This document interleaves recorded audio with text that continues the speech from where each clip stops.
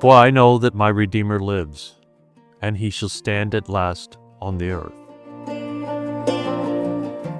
This line comes right in the middle of one of the darkest moments recorded in Scripture. Job has lost almost everything. His children are gone, his wealth is gone, his health is failing. Even the people who came to comfort him have turned into critics, suggesting that he must have done something terrible to deserve what happened. From the outside, Job's life looks like a collapse. And yet, in the middle of all that suffering, Job makes this statement: I know that my Redeemer lives. That word, know, matters. Job doesn't say, I hope or I suspect.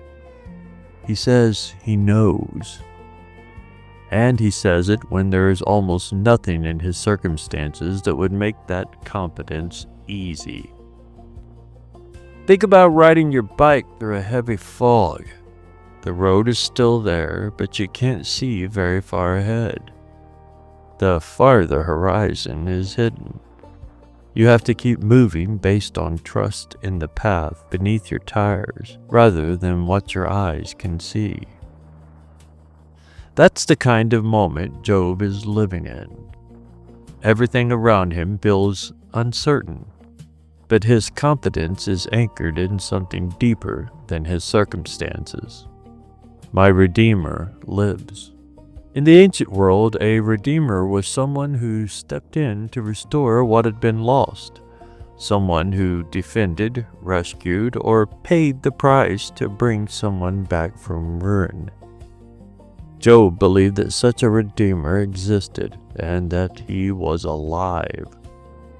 And then he says something even more striking.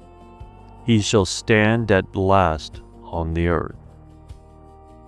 Job is expressing the conviction that in the end, God will have the final word, not suffering, not injustice, not death.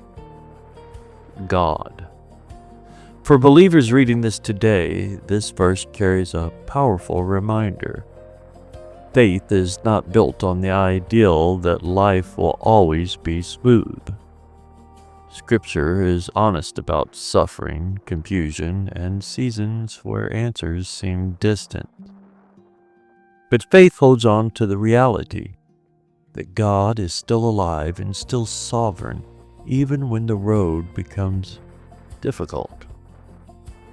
Job didn't understand why his suffering was happening. The book makes that very clear. But he refused to abandon the conviction that God would ultimately bring justice and restoration.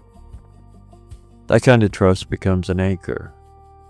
So here's the application. First, understand that difficult seasons do not mean God has disappeared. Sometimes the road becomes foggy, but the presence of fog does not remove the road. Second, anchor your confidence in the living God rather than in temporary circumstances.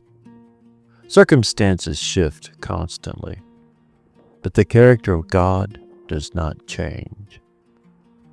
And third, remember that God has the final word. Job looked forward to a Redeemer who would ultimately stand and bring things into their proper order.